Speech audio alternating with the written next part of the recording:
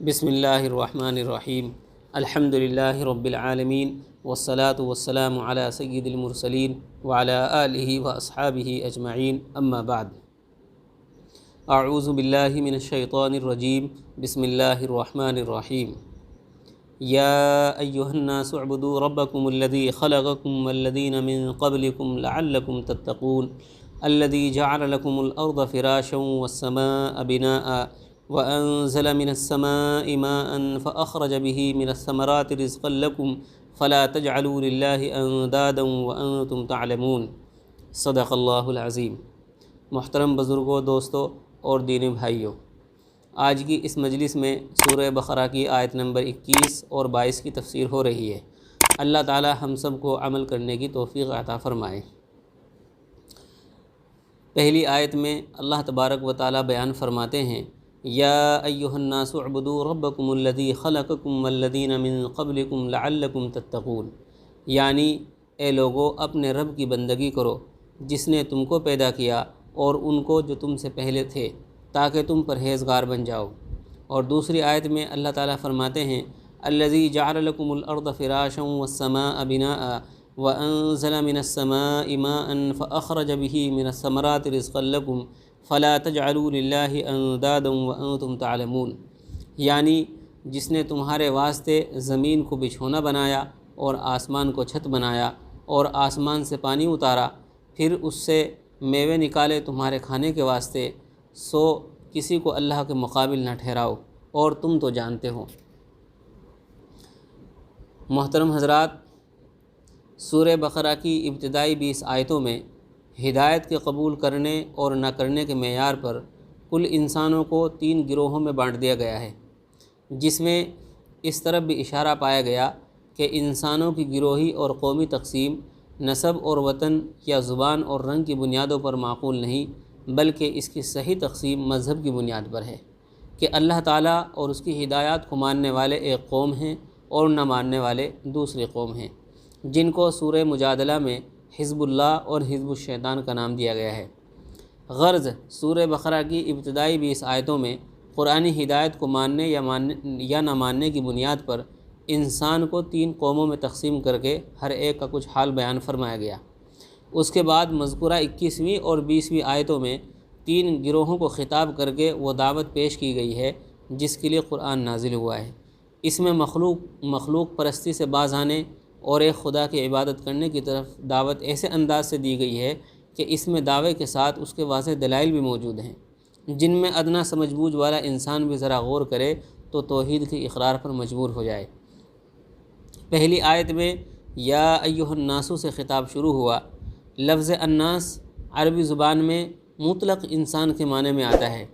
اس لیے مذکورہ تینوں گروہ اس میں داخل ہیں، جن کو مخاطب کر کے ارشاد فرمایا، اعبدوا ربکم، اپنے رب کی عبادت کرو۔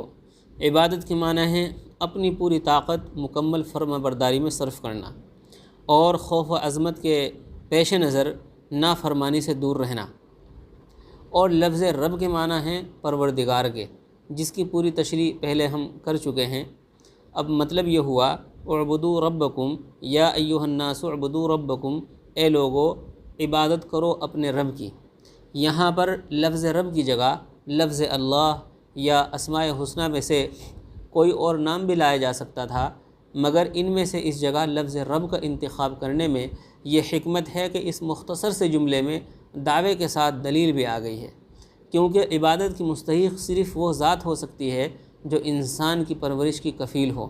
جو اس کو ایک قطرے سے تدریجی تربیت کے ساتھ ایک بھلا چنگا، سمیع و بصیر، عقل و ادراک والا ماہر انسان بنا دے اور اس کی بقا اور ارتقاء کے وسائل مہیا کرے۔ اور یہ ظاہر ہے کہ انسان کتنا ہی جاہل ہو اور اپنی بصیرت کو برباد کر چکا ہو، جب بھی ذرا غور کرے گا تو اس کا یقین کرنے میں اسے ہرگز تأمل نہیں ہوگا کہ یہ شان ربوبیت بجز حق تعالیٰ کے اور کسی میں نہیں،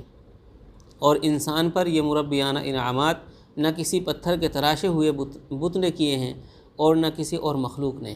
اور وہ کیسے کرتے جب کہ وہ سب خود اپنے وجود اور اپنی بقا میں اسی ذات واحد کے محتاج ہیں۔ ایک محتاج دوسرے محتاج کی کیا حاجت روائی کر سکتا ہے؟ اور اگر ظاہری طور پر کرے بھی تو وہ بھی در حقیقت اسی ذات کی تربیت ہوگی جس کی طرف یہ دونوں محتاج ہیں۔ خلاصہ یہ ہے کہ اس جگہ لفظ رب لا کر یہ واضح کر دیا گیا کہ جس ذات کی عبادت کی طرف دعوت دی گئی ہے اس کے سوا کوئی دوسری ہستی عبادت کی مستحق ہو ہی نہیں سکتی۔ اس جملے میں انسانوں کے تینوں گروہوں کو خطاب ہے اور ہر مخاطب کے لیے اس جملے کا معنی و مطلب جدا جدا ہے۔ مثلا جب کہا گیا کہ اپنے رب کی عبادت کرو تو کفار کے لیے اس خطاب کے معنی یہ ہوئے کہ مخلوق پرستی چھوڑ کر توحید اختیار کرو، اور منافقین کے لیے اس کے یہ معنی ہوئے کہ نفاق چھوڑ کر اخلاص پیدا کرو۔ گنہگار مسلمانوں کے لیے معنی یہ ہوئے کہ گناہ سے باز آؤ اور کامل اطاعت اختیار کرو، اور متقی مسلمانوں کے لیے اس جملے کے یہ معنی ہوئے کہ اپنی اطاعت و عبادت پر ہمیشہ قائم رہو اور اس میں ترقی کی کوشش کرتے رہو۔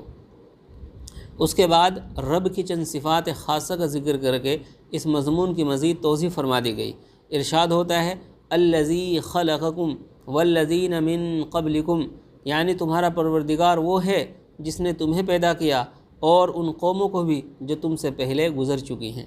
اس میں رب کی وہ صفت بتلائی گئی ہے جو اللہ جل شانہ کے سوا کسی مخلوق میں پائے جانے کا کسی کو وہم و گمان بھی نہیں ہو سکتا، کہ نیست سے ہست اور نابود سے بود کرنا، پھر بطن مادر کی تاریکیوں اور گندگیوں میں ایسا حسین و جمیل پاک و صاف انسان بنا دینا کہ فرشتے بھی اس کی پاکی پر رشک کریں۔ یہ سوائے اس ذات حق کے کس کا کام ہو سکتا ہے جو کسی کا محتاج نہیں اور سب اس کے محتاج ہیں۔ اس آیت میں خلقکم کے ساتھ الذین من قبلکم کا اضافہ کر کے ایک تو یہ بتلایا کہ تم اور تمہارے آبا و اجداد یعنی تمام بنی نوع انسان کا خالق وہی پروردگار ہے۔ دوسرے صرف من قبلکم کا ذکر فرمایا، من بعدکم کا یعنی بعد میں پیدا ہونے والے لوگوں کا ذکر نہیں کیا۔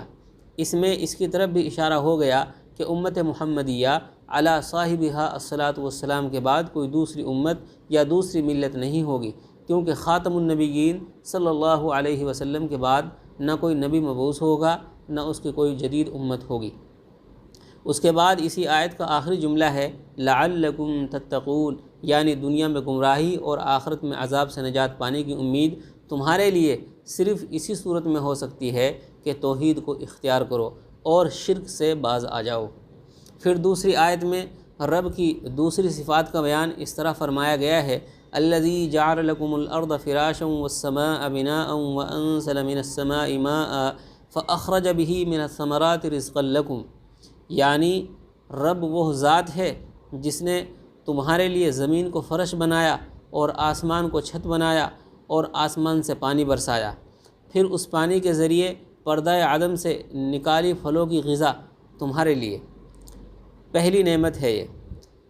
اس سے پہلی آیت میں ان انعامات کا ذکر تھا جو انسان کی ذات سے متعلق ہیں، اور اس آیت میں ان انعامات کا ذکر ہے جو انسان کے گرد و پیش کی چیزوں سے متعلق ہیں۔ یعنی پہلی آیت میں انفسی اور دوسری آیت میں آفاقی نعمتوں کا ذکر فرما کر تمام اقسام نعمت کا احاطہ فرما دیا گیا۔ ان آفاقی نعمتوں میں سے زمین کی پیدائش کا ذکر ہے کہ اس کو انسان کے لیے فرش بنا دیا، نہ پانی کی طرح نرم ہے جس پر قرار نہ ہو سکے، نہ لوہے پتھر کی طرح سخت ہے کہ ہم اسے اپنی ضرورت کے مطابق آسانی سے استعمال نہ کر سکیں، بلکہ نرمی اور سختی کے درمیان ایسا بنایا گیا جو عام انسانی ضروریات زندگی میں کام دے سکے۔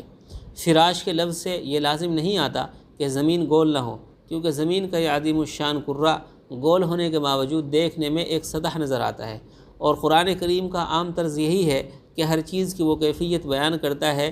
جس کو ہر دیکھنے والا عالم جاہل شہری دیہاتی سمجھ سکے۔ دوسری نعمت یہ ہے کہ آسمان کو ایک مزین اور نظر فریب چھت بنا دیا۔ تیسری نعمت یہ ہے کہ آسمان سے پانی برسایا۔ پانی آسمان سے برسانے کے لیے یہ ضروری نہیں کہ بادل کا واسطہ درمیان میں ہو، بلکہ محاورے میں ہر اوپر سے آنے والی چیز کو آسمان سے آنا ہی بولتے ہیں۔ چوتھی نعمت اس پانی کے ذریعے پھل پیدا کرنا اور پھلوں سے انسان کی غذا پیدا کرنا ہے۔ پروردگار عالم کی چار مذکورہ صفات میں سے پہلی تین باتیں تو ایسی ہیں کہ ان میں انسان کی سعی و عمل تو کیا خود اس کے وجود کو بھی دخل نہیں ہے۔ بیچارے انسان کا نام و نشان بھی نہ تھا جب زمین اور آسمان پیدا ہو چکے تھے اور بادل اور بارش اپنا کام کر رہے تھے۔ ان کے متعلق تو کسی بیوقوف جاہل کو بھی یہ شبہ نہیں ہو سکتا کہ یہ کام سوائے حق جل شانہ کے کسی انسان یا بت یا کسی اور مخلوق نے کیے ہوں گے۔ ہاں، زمین سے پھل اور پھلوں سے انسانی غذا نکالنے میں کسی سادہ لوح اور سطحی نظر رکھنے والے کو یہ شبہ ہو سکتا تھا کہ یہ انسانی سعی و عمل اور اس کی دانش مندانہ تدبیروں کا نتیجہ ہیں کہ وہ زمین کو نرم کرنے اور کمانے میں، پھر بیج ڈالنے اور جمانے میں، پھر اس کی تربیت اور حفاظت میں اپنی محنت خرچ کرتا ہے۔ لیکن قرآن کریم نے دوسری آیات میں اس کو بھی صاف کر دیا کہ انسان کی سعی اور محنت کو درخت اگانے یا پھل نکالنے میں قطعاً کوئی دخل نہیں، بلکہ اس کی ساری تدبیروں اور محنتوں کا حاصل رکاوٹوں کو دور کرنے سے زیادہ کچھ نہیں۔ یعنی انسان کا کام صرف اتنا ہی ہے کہ پیدا ہونے والے درخت کی راہ سے رکاوٹیں دور کرے اور بس۔ غور کیجئے کہ زمین کا کھودنا، اس میں ہل چلانا، اس میں سے جھاڑ جھنکاڑ دور کرنا، اس میں کھاد ڈال کر زمین کو نرم کرنا، جو کاشتکاروں کا ابتدائی کام ہے، اس کا حاصل اس کے سوا کیا ہے کہ بیج یا گٹھلی کے اندر سے جو نازک کونپل قدرت خداوندی سے نکلے گی، زمین کی سختی یا کوئی جھاڑ جھنکاڑ اس کی راہ میں حائل نہ ہو جائیں۔ بیج میں سے کونپل نکالنے اور اس میں پھل پتیاں پیدا کرنے میں اس بیچارے کاشتکار کی محنت کا کیا دخل ہے؟ کچھ نہیں ہے۔ اسی طرح کاشتکار کا دوسرا کام زمین میں بیج ڈالنا، پھر اس کی حفاظت کرنا، پھر جو کونپل نکلے اس کی سردی گرمی اور جانوروں سے حفاظت کرنا ہے۔ اس کا حاصل اس کے سوا کیا ہے کہ قدرت خداوندی سے پیدا ہونے والی کونپلوں کو ضائع ہونے سے بچایا جائے، اور ان سب کاموں کو کسی درخت کے نکلنے یا پھل پھولنے میں بجز رفع موانع کے اور کیا دخل ہو سکتا ہے؟ ہاں، پانی سے جمنے والے بیج کی اور اس سے نکلنے والے درخت کی غذا تیار ہوتی ہے اور اسی سے وہ پھلتا پھولتا ہے، لیکن پانی کاشتکار کا پیدا کیا ہوا نہیں ہے۔ اس میں بھی کاشتکار کا کام صرف اتنا ہے کہ قدرت کے پیدا کیے ہوئے پانی کو قدرت ہی کے پیدا کیے ہوئے درخت تک ایک مناسب وقت میں اور مناسب مقدار میں پہنچا دے۔ آپ نے دیکھ لیا کہ درخت کی پیدائش اور اس کے پھلنے پھولنے میں اول سے آخر تک انسان کی محنت اور تدبیر کا اس کے سوا کوئی اثر نہیں کہ نکلنے والے درخت کے راستے سے روڑے ہٹا دے یا اس کو ضائع ہونے سے بچا لے۔ باقی رہی درخت کی پیدائش، اس کا بڑھنا، اس میں پتے اور شاخیں، پھر پھل اور پھول پیدا کرنا، سو اس میں سوائے اللہ تعالیٰ کی قدرت کے اور کسی کا کوئی دخل نہیں ہے۔ اسی مضمون کو قرآن کریم نے اس طرح بیان فرمایا ہے: اعوذ باللہ من الشیطان الرجیم، افرأیتم ما تحرثون اانتم تزرعونہ ام نحن الزارعون، بتلاؤ جو کچھ تم بوتے ہو اسے تم اگاتے ہو یا ہم اگانے والے ہیں۔ قرآن کریم کے اس سوال کا جواب انسان کے پاس بجز اس کے اور کیا ہو سکتا ہے کہ بلا شبہ اللہ تعالیٰ ہی ان سب درختوں کو اگانے والے ہیں۔ اس تفصیل سے یہ واضح ہو گیا کہ جس طرح زمین اور آسمان کی پیدائش اور برق و بارہ کے منظم سلسلہ کار میں انسانی سعی و محنت کا کوئی دخل نہیں، اسی طرح کھیتی اور درختوں کے پیدا ہونے اور ان سے پھل نکلنے اور ان سے انسان کی غذائیں تیار ہونے میں بھی اس کا دخل صرف برائے نام ہے، اور حقیقت میں یہ سب کاروبار صرف اللہ تعالیٰ کی قدرت کاملہ اور حکمت بالغہ کا نتیجہ ہیں۔ خلاصہ یہ ہے کہ اس آیت میں حق تعالیٰ کی ایسی 4 صفات کا بیان ہے جو سوائے اس کے اور کسی مخلوق میں پائی ہی نہیں جا سکتی، اور جب ان دونوں آیتوں سے یہ معلوم ہو گیا کہ انسان کو عدم سے وجود میں لانا اور پھر اس کی بقا و ترقی کے سامان زمین اور آسمان، بارش اور پھل پھول کے ذریعے مہیا کرنا سوائے اللہ تعالیٰ کے اور کسی کا کام نہیں، تو ہر ادنا سمجھ بوجھ رکھنے والے انسان کو اس پر یقین کرنے کے سوا کوئی چارہ نہیں رہتا کہ عبادت و اطاعت کے لائق اور مستحق بھی صرف وہی ذات ہے، اور اس سے بڑا کوئی ظلم نہیں کہ انسان کے وجود اور اس کے بقا و ارتقاء کے سارے سامان تو اللہ تعالیٰ پیدا کرے، اور غافل انسان دوسروں کی چوکھٹوں پر سجدہ کرتا پھرے، دوسری چیزوں کی بندگی میں مشغول ہو جائے۔ اللہ تعالیٰ نے اس کو اپنی ساری مخلوقات کا سردار اس لیے بنایا تھا کہ ساری کائنات اس کی خدمت کرے، اور یہ صرف رب کائنات کی خدمت اور عبادت میں مشغول رہے اور کسی طرف نظر نہ کرے۔ لیکن غافل انسان نے اپنی حماقت سے اللہ تعالیٰ ہی کو بھلا دیا، تو اسے ایک خدا کی غلامی کے بجائے 70 کروڑ دیوتاؤں کی غلامی کرنا پڑی۔ اسی غیروں کی غلامی سے نجات دلانے کے لیے اس آیت کے آخر میں اللہ تعالیٰ نے فرمایا ہے: فَلَا تَجْعَلُوا لِلَّهِ أَنْدَادًا وَأَنْتُمْ تَعْلَمُونَ، اب تو مت ٹھہراؤ اللہ کا مقابل اور تم تو جانتے بوجھتے ہو۔ یعنی جب تم نے جان لیا کہ تم کو نیست سے ہست کرنے والا، عدم سے وجود بخشنے والا، تمہاری تربیت اور پرورش کے سارے سامان مہیا کر کے ایک قطرے سے حسین و جمیل، حساس اور عاقل انسان بنانے والا، تمہارے رہن سہن کے لیے زمین اور دوسری ضروریات کے لیے آسمان بنانے والا، آسمان سے پانی برسانے والا، پانی سے پھل اور پھل سے غذا مہیا کرنے والا، سوائے اللہ تعالیٰ کے کوئی نہیں، تو عبادت و بندگی کا مستحق دوسرا کون ہو سکتا ہے کہ اس کو خدا کا مقابل یا صحیح و شریک ٹھہرایا جائے؟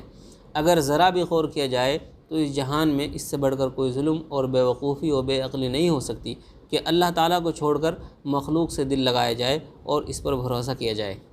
خلاصہ یہ ہے کہ ان دونوں آیتوں میں اس چیز کی دعوت دی گئی ہے کہ جو تمام آسمانی کتابوں کے اور تمام انبیاء کے بھیجنے کا اصل مقصد ہے، یعنی صرف ایک خدا کی عبادت و بندگی جس کا نام توحید ہے۔ اور یہ وہ انقلابی نظریہ ہے جو انسان کے تمام اعمال و احوال اور اخلاق و معاشرت پر گہرا اثر رکھتا ہے، کیونکہ جو شخص یہ یقین کرے کہ تمام عالم کا خالق و مالک اور تمام نظام عالم میں متصرف اور تمام چیزوں پر قادر صرف ایک ذات ہے، بغیر اس کی مشیت اور ارادے کے نہ کوئی ذرہ حرکت کر سکتا ہے، نہ کوئی کسی کو نفع یا نقصان پہنچا سکتا ہے، تو اس کی پوری توجہ ہر مصیبت و راحت اور ہر تنگی و فراخی میں صرف ایک ذات کی طرف ہو جائے گی، اور اس کو وہ بصیرت حاصل ہو جائے گی